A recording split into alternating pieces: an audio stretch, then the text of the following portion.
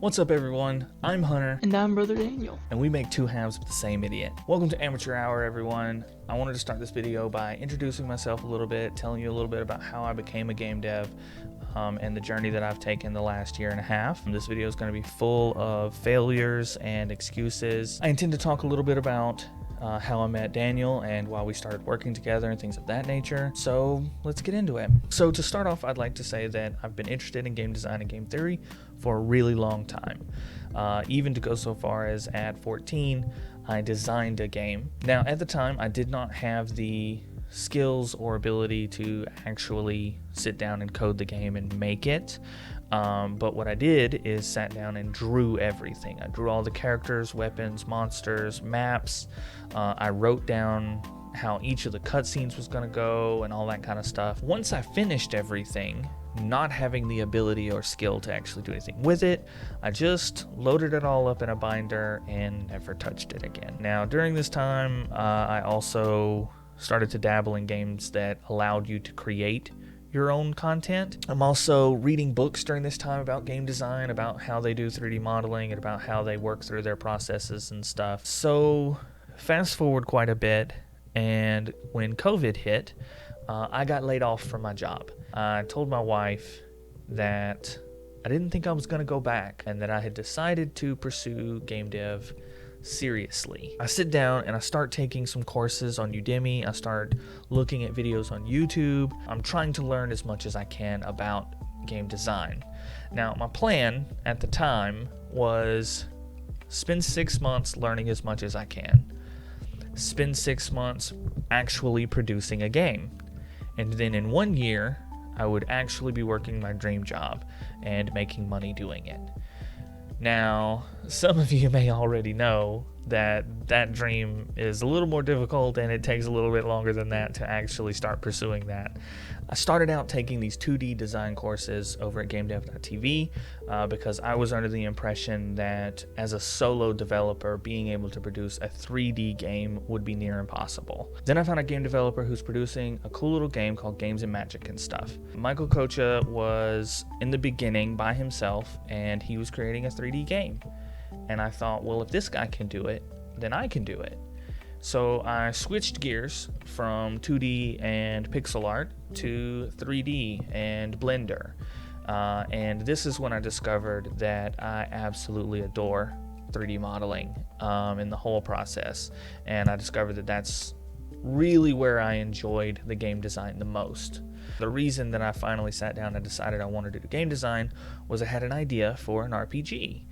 And I found out quickly that everyone says, you know, an RPG is too much for your first project, that you need to do something much simpler and work your way up to that.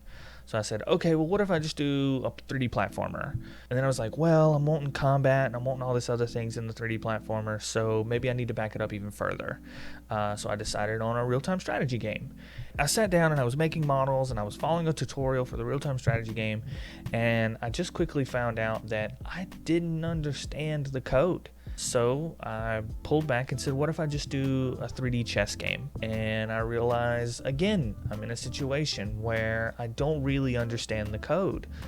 And I was like, okay, I shot too high again. Let me pull back even further. We'll start with the OG Donkey Kong, much simpler, older game. I'll see if I can make that. Now, by this time, I am getting really defeated by the fact that I just don't understand the coding. And I'm really struggling with writing my own code. And so I start this project, but once it comes time to sit down and code it, I never actually started coding anything at all. I think what really pushed me over the edge was I started looking for websites or programs or apps that would help you, teach you to code by giving you a little bit to do each day.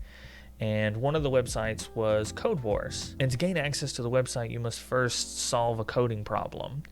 And I cannot tell you how defeated I felt when I'm sitting here staring at this coding problem and I can't solve it.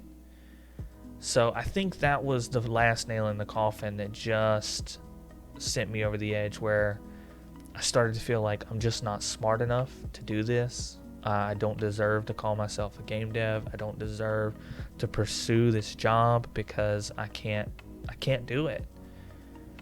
And I started making excuses to myself. I started making excuses to my wife. I started making excuses to my family. And the whole time I'm sitting at home watching these devlogs of all these other people being really successful. People like PontyPants and DevDuck and Thomas Brush and PatchQuest. And it's just eaten me alive that they're pursuing the dream that I want, and I'm not smart enough to do it. I can't do it. So during this time, I started a Twitch channel, and because I was really down about my game dev skills, I decided I would just stream gaming, and that maybe one day I could go to actually coding and 3D modeling on stream. I found a lot of friends during my time doing this streaming, a lot of great people, and one of my friends recommended that I try this game called Code Romantic, which is intended to teach you how to code. Amazing little game. And I actually have met the creator of the game, Dr. Mikachu. She's fantastic. Y'all should definitely check out her and her games. So I started playing Code Romantic on stream, and while playing the game, I was often stopping and explaining to the viewers what was happening in the game.